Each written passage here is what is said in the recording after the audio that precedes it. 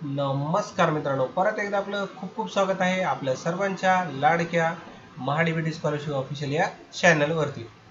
आणि आज तुमच्यासाठी आपण घेऊन आलो स्पेशल आणि एकदम खास काय महाराष्ट्र बांधकाम कामगार कल्याणकारी मंडळाची एक स्कीम, ज्याच्यामध्ये आपलं मोफतमध्ये उपचार होणार आहे, ज्याच्यामध्ये आपल्याला हॉस्पिटलसाठी 1 रुपयाचा सुद्धा खर्च करावा लागणार नाही।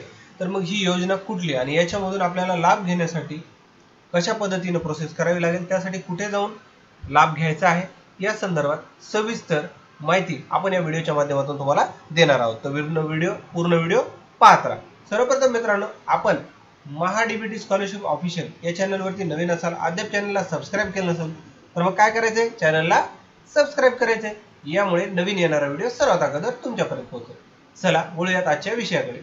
आणि याच्यामध्ये तुम्हाला मी सांगितल्याप्रमाणे की यांची जी योजना आहे याच्यामध्ये हॉस्पिटलमध्ये लागणारा जो खर्च आहे तो या मंडळाकडून होणार आहे, तो वाचवण्यासाठी त्यांचा अधिकृत GR आपण पाहूया।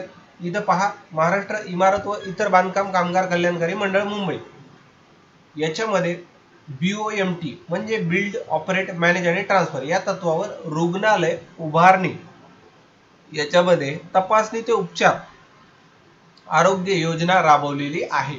तर याच्यामध्ये आपण पाहू शकतो क्लिअर कट की यांना तो GR दिलेला आहे आणि याच्यामध्ये आता काही योजनेचे जे लाभार्थी त्याची काही कंडिशन इथे ठरवलेली, ती कुठली आपण पाहूया। या योजनेमध्ये सक्रिय म्हणजे जीवित बांधकाम कामगार तसेच त्यांच्या कुटुंबामधील पती अथवा पत्नी 10 वर्षावरील प्रथम 2 अपत्य म्हणून लाभार्थी गणण्यात येते। म्हणजे सांगण्याचा उद्देश आहे की हे जे आपण ठराविक तुम्हाला मी एक गट सांगितलं की 4 लोक हेच त्याच्यामध्ये बेनिफिशियरी किंवा लाभार्थी म्हणून पकडले जातील। आता याच्यामध्ये बघा, सदर योजनेअंतर्गत नोंदणी कालावधीमध्ये वर्षातून एकदा सदर योजनेच्या लाभासाठी लाभार्थी पात्र आहेत। म्हणजे आपण नोंदणी केली आणि तिथून पुढे तुम्ही म्हणाल की दररोजच आपण जाऊन त्या हॉस्पिटलचा यूज करू, असं होणार नाही किंवा महिन्यात 2 महिन्यात होणार नाही। तुम्हाला वर्षामध्ये एक वेळेस याचा उपयोग किंवा लाभ घेता येईल।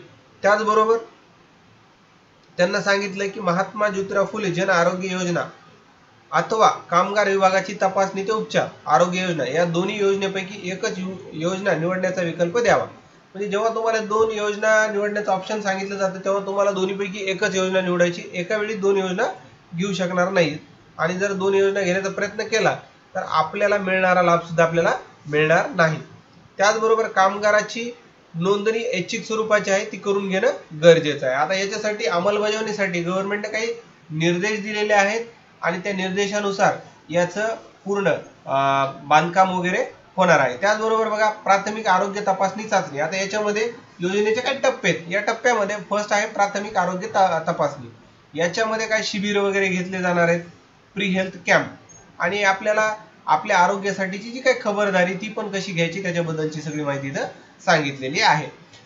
याच्यानंतर आपल्याला सेकंड मध्ये प्रगत पुष्टीकरण आरोग्य तपासणी चाचणी, याच्यामध्ये ॲडव्हान्स कन्फर्मेटरी टेस्ट जी आहे ती घेतली जाणार आहे आणि याच्यामधून आपल्याला त्याचे रिपोर्ट वगैरे सगळ्या गोष्टी आपल्याला इथून प्रोव्हाइड होणार आहेत। त्याला कुठलाही 1 रुपया सुद्धा आपल्याला देण्याची गरज नाही, ते पण पूर्णपणे मोफत होणार आहे। त्याचबरोबर वैद्यकीय उपचार, आता वैद्यकीय उपचार म्हटल्याच्या नंतर औषधोपचार आला, दवाखान्यामध्ये ऍडमिट होणं आलं आणि या संदर्भात सविस्तर त्यांना आपल्याला उपयोग आपला लाभ घेण्यासाठी त्यांना सांगितलेला आहे। बघा, प्राथमिक आरोग्य तपासणी चाचणीमध्ये प्रगत पुष्टीकरण आरोग्य तपासणी चाचणीमध्ये ॲडव्हान्स कन्फर्मेटरी टेस्ट किंवा ॲबनॉर्मल रिपोर्ट असलेल्या आवश्यकतेनुसार लाभार्थ्यांना औषधोपचार देण्यात येईल। म्हणजे त्याच्या ज्या गोळ्या औषधे ते तुम्हाला त्याच्यामधून देण्यात येतील असं त्यांना सांगितलेलं आहे। आणि त्याच्यामध्ये अमृत योजनेअंतर्गत तुम्हाला केलेले निश्चित दर जे आहेत त्या दरानुसार ते तुम्हाला मिळून जाईल आणि प्रतिवर्षी 5,000 रुपये तुम्हाला मर्यादेचा औषध साठा पुरवठा होईल। त्यापेक्षा जास्तीचे जर असतील तर ते तुम्हाला पैसे खिशातून आपल्या भरावे लागतील।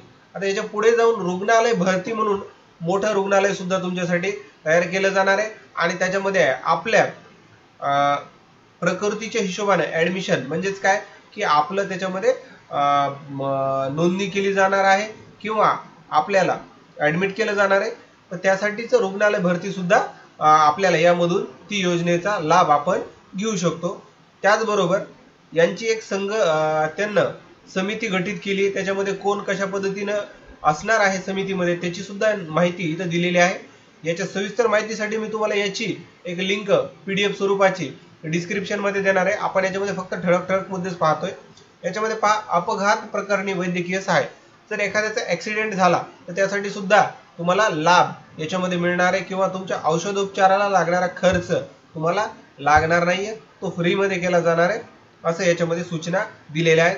त्याचबरोबर काही सूचीबद्ध रुग्णालय म्हणजे काही रुग्णालयाला यांना काय केलं, इम्प्लांटेड करून घेतलेलं आहे, की त्याच्यामध्ये जर तुम्ही केलं तुमचं जे काय दुखणं असेल, ऑपरेशन असेल किंवा जो कुठला दवाखाना असेल तो त्याच्यातून जर केला तर तुम्हाला तिथं सुद्धा पैसे देण्याची गरज नाही, असं इथं त्यांना आपल्याला सांगितलं आहे. त्याचबरोबर मोबाईल मेडिकल युनिट म्हणजे फिरते वैद्यकीय कक्ष, तर वेगवेगळ्या ठिकाणी जाऊन ते तुमच्या तपासण्या वगैरे सुद्धा करणार आहेत. जसं ज्या गावाला जवळ शक्य होईल तशा पद्धतीनं यांना मोबाईल मेडिकल युनिट नावाची पद्धत सुद्धा अवलंबली आहे. त्याचबरोबर समर्पित बांधकाम कामगार आरोग्य प्रणाली म्हणजे डेडिकेटेड एक सॉफ्टवेअर बनवून त्याच्यामध्ये तुमचा डाटा ठेवला जाणार आहे, ज्याच्यामुळे तुम्हाला विनाशुल्क तुमचा डाटा सेव्ह होईल आणि तुमच्या इतर हॉस्पिटलमध्ये लागणाऱ्या गोष्टींना सुद्धा खर्च देण्याची गरज पडणार नाही. त्यासाठी हा सपोर्ट सुद्धा त्यांना चालू केलेला आहे.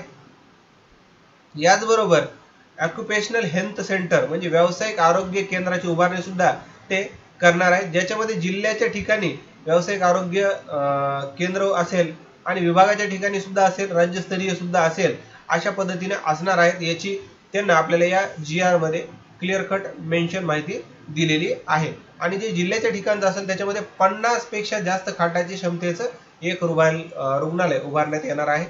आणि विभागाच्या स्तरीयला 75 ते 100 आणि राज्यस्तरीयला 100 पेक्षा जास्त खाटा असलेलं रुग्णालय उभारण्याचं काम आपल्या बांधकाम कामगार मंडळामधून होणार आहे. तर अशा पद्धतीने आपल्याला याच्यामधून फ्रीमध्ये उपचार घेता येऊ शकतो. त्या संदर्भात अधिकृत हा GR आहे. या GR ची कॉपी तुम्हाला डिस्क्रिप्शन मध्ये प्रोव्हाइड केलेली आहे. तर हा व्हिडिओ तुम्हाला कसा वाटला मला नक्कीच कमेंट करून सांगायला विसरू नका. व्हिडिओ आवडला असल्यास लाईक करा आणि एखाद्या गरजू व्यक्तीपर्यंत हा व्हिडिओ शेअर करा. तुमचा मौल्यवान वेळ दिल्याबद्दल धन्यवाद मित्रांनो. भेटूयात नवीन एका व्हिडिओमध्ये.